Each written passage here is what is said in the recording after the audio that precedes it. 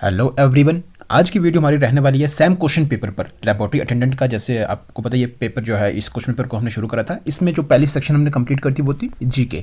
आज हम जो करने चाह रहे हैं वो है इसमें साइंस। 20 क्वेश्चन इसमें टोटल हैं। तो अगर जिसने पहली वीडियो वो नहीं देखी जीके की, आप उसको ज़रूर देख लें, और क्योंकि ये अभी लेटेस्ट पैटर्न पर है सारा। और अभी आपने साइंस को भी देखना, क्योंकि आगे आने वाले एग्जाम्स के लिए ये इंपॉर्टेंट रहने वाले हैं ये सारे क्वेश्चंस। बाकी इसकी PDF जो है वो टेलीग्राम से ले सकते हैं आप। देखिए, अब इसमें पहला क्वेश्चन आता है, if the distance between two masses is doubled the gravitation force becomes. अगर डिस्टेंस बिटवीन टू मासेस क्या हो जाता है, डबल हो जाता है, उस केस में ग्रेविटेशन फोर्स क्या हो जाएगी वो बतानी है इसमें। रुकिए, यहाँ पर देखिए, जो ग्रेविटेशन फोर्स है वो आपको पता है किसके बराबर है, Gm1 m2 अपान r²। ऐसे ही होता है। लेकिन अब यहाँ पर है, जब डिस्टेंस उसके बीच में क्या हो जाएगा, डबल हो जाएगा, मतलब r की जगह क्या आ जाएगा, 2r हो जाएगा। ये डबल हो जाएगा ये वाला, है ना। तो ये क्या इसके बराबर हो जाएगा, Gm1 m2 अपान 2r, मतलब पूरे का स्क्वायर हो जाएगा। तो क्या बनेगा ये, Gm1 m2 अपान 4r²। ऐसे बनेगा। आप इसको ऐसे लिख सकते हैं, 1/4 Gm1 m2 अपान r²। तो Gm1 m2 अपान r² ये ऑलरेडी आप देखें यहाँ पर ये किसके बराबर है, f के बराबर है। आप इसको ऐसे लिख सकते हैं, 1/4 ये सारा Gm1 m2 अपान r² आपको पता है ये किसके बराबर है, f के बराबर है ना। ये क्या हो जाएगा, f के बराबर। तो अब देखिए यहाँ पर जो ग्रेविटेशन फोर्स है वो क्या हो जाएगी, 1/4 हो जाएगी। क्या हो जाएगी, 1/4 हो जाएगी। ठीक है जी। तो इसमें आप देखिए डी ऑप्शन का करेक्ट आंसर रहेगा। आगे देखिए, दूसरा क्वेश्चन है, match the following organic acids with their corresponding sources. तो देखिए यहाँ पर एसिड्स हैं और इनके सोर्सेज हैं। बड़ा इंपॉर्टेंट, तो सारे इंपॉर्टेंट क्वेश्चन है जो अभी पूछ रखे क्वेश्चन पेपर में पूछ रखे, तो इंपॉर्टेंट तो हैं, लेकिन इसमें आप देखें ये तो इन सब में भी सबसे इंपॉर्टेंट ये क्वेश्चन रहता है। और पहले क्वेश्चन कैसे पूछा जाता था, एसिटिक एसिड और अस्कॉर्बिक एसिड पर, इन पर पूछा जाता था। लेकिन अब आप देखें यहाँ पर सिंगल वन लाइनर जो है कहीं पर भी आपको नहीं दिख रहा, बल्कि 5 क्वेश्चन आप मान लें, 5 क्वेश्चन को बनाकर जो एक क्वेश्चन यहाँ पर आपको देखने को मिल रहा है ना।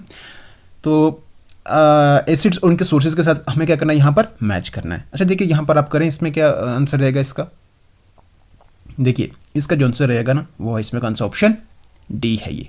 ठीक है, मतलब ऑक्सैलिक एसिड का जो सोर्स है वो आप देखें यहाँ पर, तो वो क्या है, डार्क चॉकलेट से। उसी तरह से एसिटिक एसिड का क्या है, विनेगर है। उसी तरह से जो एस्कॉर्बिक एसिड है इसका क्या है, गावा या आंवला। और नेक्स्ट आप देखेंगे यहाँ पर मिथानिक एसिड जो है ये रिलीज होता है कहाँ पर, किसी काटने से, ये होता है एंट स्टिंग। और आगे आप मालिक एसिड आप देखेंगे यहाँ पर, तो ये मिलेगा आपके पास किसके, एप्पल्स के साथ। ठीक है, तो डी ऑप्शन का इसका करेक्ट आंसर रहेगा। चलिए आगे चलते हैं। आप इस साथ आंसर करते रहे यहाँ पर। वैसे इस वीडियो को कल तो पूरा कंप्लीट करा था, बनाया था इसमें, लेकिन आपको बताया भी था इसमें कि जो ऑडियो थी ना वो कहीं मिस हो गई थी। ऑडियो मिल नहीं रही थी, सिर्फ वीडियो ही वीडियो थी, तो इसलिए दोबारा आज बनाना पड़ा इसको। देखिए नेक्स्ट है, identify the correct source of energy based on the following statement. तो यहाँ पर आपको स्टेटमेंट दिख रही है, एक पहली, दूसरी, तीसरी, है ना। ये 3 स्टेटमेंट है। इन चारों पर, मतलब इनमें से कोई एक है जिस पर ये स्टेटमेंट क्या आ रही है। ठीक है, पहला आप देखें, it is a non renewable but low carbon energy source है। दूसरा आप देखेंगे, it is a reliable source of energy but poses challenges related to radioactive waste disposal and safety concern। Third जो है, huge amount of energy is release through fusion process. तो आप देखें यहाँ पर पहली स्टेटमेंट तो आप देखें यहाँ पर, लेकिन दूसरी में जब आप आएंगे ना, यहाँ पर रेडियो एक्टिव वेस्ट ये आपको किस में मिलेगा, कंप्रेस्ड नेचुरल गैस में मिलेगा, नहीं। पेट्रोलियम प्रोडक्ट्स में आप देखें यहाँ भी नहीं, और यहाँ भी नहीं, आपको मिलेगा न्यूक्लियर फ्यूल्स में।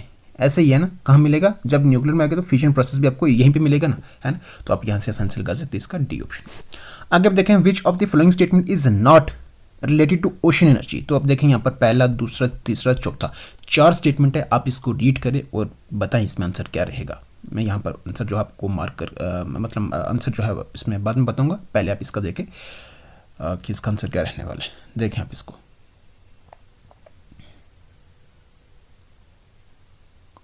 देख लिए, आंसर करें। इसका आंसर रहने वाला कौन सा, ऑप्शन ए। मतलब ये वाला, ये जो स्टेटमेंट है ना, ये ओशन एनर्जी से रिलेटेड नहीं है, बाकी जो है ये सारी ओशन एनर्जी से रिलेटेड है। ठीक है जी। आगे आप देखें, which of the following non metal exist in the liquid state at room temperature. तो इनमें से कौन सा नॉन मेटल जो एग्जिस्ट करता है लिक्विड स्टेट में एट रूम टेम्परेचर पर। सल्फर है, ब्रोमीन है, फॉस्फोरस है या आयोडीन है। कौन सा है ये है ब्रोमीन, मतलब ऑप्शन बी इसका करेक्ट आंसर है।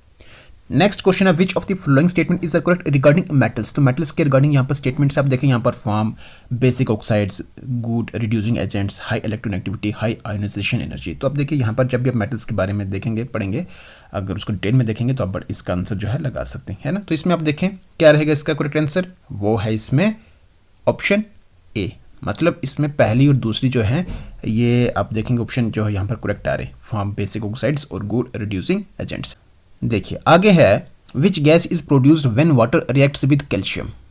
तो वाटर कैल्शियम के साथ रिएक्ट होने पर, मतलब इसके रिएक्ट होने पर कौन सी गैस जो वो प्रोड्यूस होती है, हाइड्रोजन, ऑक्सीजन, कार्बन डाइऑक्साइड या फिर नाइट्रोजन। कौन सी होती है, ये होती है हाइड्रोजन। ऑप्शन ए इसका करेक्ट आंसर है। आगे देखिए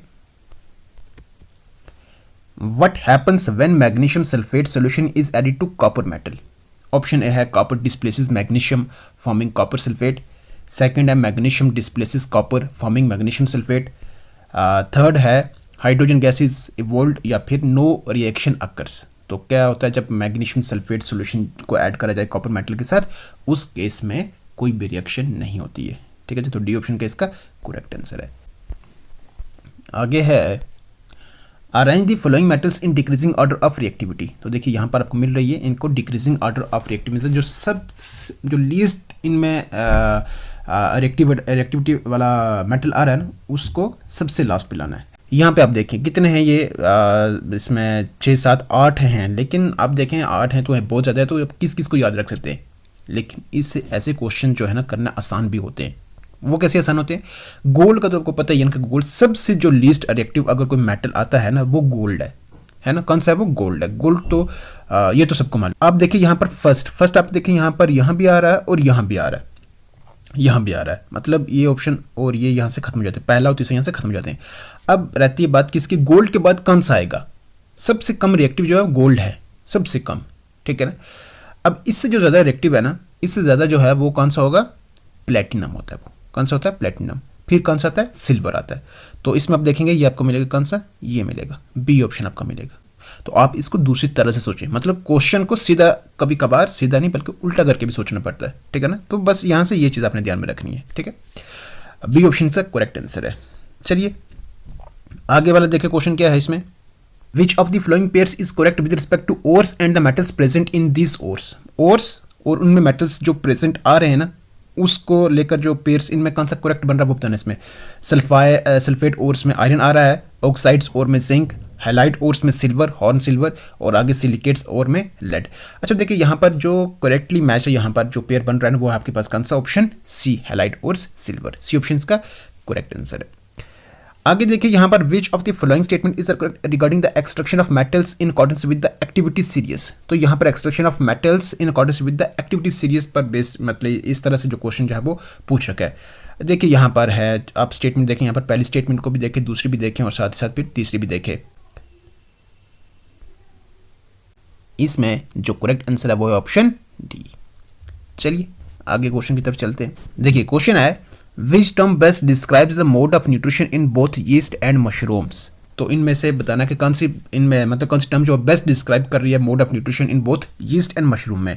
सेप्रोफाइटिक है, ऑटोट्रॉफिक है, पैरासाइट है या फिर होलोजोइक है। कौन सी है वो है सेप्रोफाइटिक। सेप्रोफाइटिक का मतलब क्या होता है, क्या होता है सेप्रोफाइटिक, क्या होगा मतलब जिसमें फूड को क्या करा जाता है, लिया जाता है कहाँ से, जो डेड एंड डिकेइंग जो मतलब जो ऑर्गेनिक मैटर होता है ना उसे लिया जाता है, जो भी प्लांट्स या एनिमल्स होते हैं उनका जो रिमेंस होता है ना।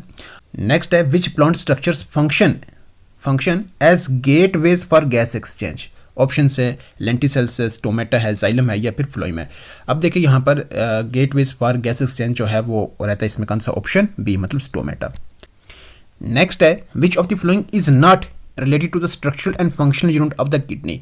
नेफ्रॉन से, बोमेंस कैप्सूल है, ग्लोटिस है या फिर ग्लोमेरुलस है। इसमें जो करेक्ट आंसर है वो है ऑप्शन सी, मतलब ग्लोटिस। आगे है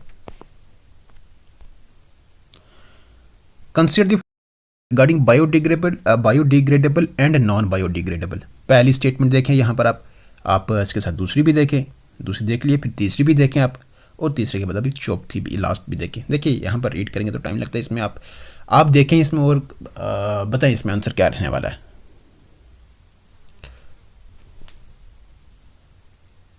अब अगर इस क्वेश्चन के आंसर की बात करें तो वो है, कौन सा लगाया आपने, ऑप्शन ए ऑप्शन का इसका करेक्ट आंसर है।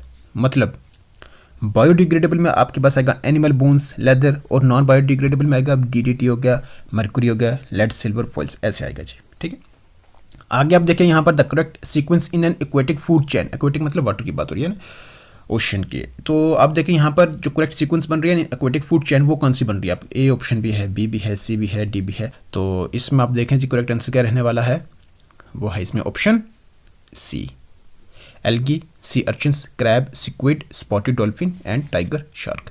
सी ऑप्शन इसका करेक्ट आंसर है। आगे है which of the following ozone depleting substances are correctly matched with their primary sources. तो यहाँ पर हमें पूछा है ओजोन डिप्लीटिंग सब्सटेंसेस और उनके जो प्राइमरी सोर्स हैं, ठीक है ना, वो बताना इसमें कौन सा, मतलब इसमें कौन सा उसको लेकर जो है वो करेक्टली मैच है। हाइलून्स, सॉइल फ्यूमिगेंट, दूसरा है मिथाइल ब्रोमाइड, इसमें डीग्रीसिंग सॉल्वेंट, थर्ड है हाइड्रोफ्लोरोकार्बन्स, फायर एक्सटिंग्विशर्स, और फोर्थ है chlorofluorocarbons, refrigerants and aerosol propellants. तो इसमें आप देखेंगे ना ओजोन डिप्लीटिंग सब्सटेंस क्लोरोफ्लोरोकार्बन तो है, लेकिन इसके साथ इसका जो सोर्स रहता है वो रहता है रेफ्रिजरेंट्स एंड एरोसोल प्रोपेलेंट्स। ठीक है, तो डी ऑप्शन का इसका करेक्ट आंसर है।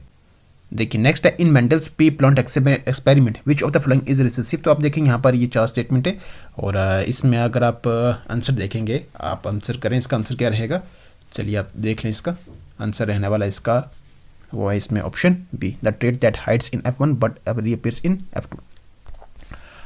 आगे के 2 क्वेश्चन बचे हमारे पास। देखिए यहाँ पर है match the categories of sexual reproduction in plants with their correct examples. तो यहाँ पर क्या है, सेक्सुअल रिप्रोडक्शन इन प्लांट्स और उनकी जो करेक्ट एग्जांपल बन रही है उसको लेकर हमें क्या करना है, मैच करना है। देखिए पहला है vegetative propagation, fragmentation, budding, spore formation. इसकी एग्जांपल, इनकी एग्जांपल जो है वो कौन कौन सी बनेगी, चेक करें आप इसको। देखिए इनकी जो करेक्ट, मतलब जो इसमें करेक्ट ऑप्शन की अगर हम देखेंगे ना यहाँ पर, तो वो बनेगा आपके पास कौन सा, ऑप्शन ए ऑप्शन इसका करेक्ट आंसर है। आगे है हमारे पास लास्ट क्वेश्चन भी है इस साइंस सेक्शन से। देख लिया यहाँ पर क्वेश्चन क्या, which of the following statement is correct with respect to vertebrates. तो इसके रिगार्डिंग यहाँ पर 3 स्टेटमेंट है, हमें बताना है इसमें कौन सी स्टेटमेंट करेक्ट आ रही है। पहली भी आप देखिए यहाँ पर, दूसरी भी देख लें आप यहाँ पर, तीसरी भी देख लें यहाँ पर। अब देखिए इसके रिगार्डिंग स्टेटमेंट्स है, तो इसमें बताना है, रीड कर लिया आपने, बताएं इसमें आंसर क्या होगा। तो इसमें जो करेक्ट आंसर रहेगा वो है option D, all of the above. इसके साथ ये वीडियो होती है कंप्लीट। अगर आपने यहाँ तक वीडियो को देख लिया, उम्मीद करते हैं आपको वीडियो पसंद भी आई होगी। अगर सच में पसंद आई है तो वीडियो को कर दे लाइक, चैनल पर है तो कर दे सब्सक्राइब। बाकी अब मिलते हैं आपसे नेक्स्ट वीडियो में इसके नेक्स्ट सेक्शन के साथ, मतलब कंप्यूटर सेक्शन के साथ। तब तक के लिए रखिएगा अपना ख्याल, टेक केयर, गुड बाय।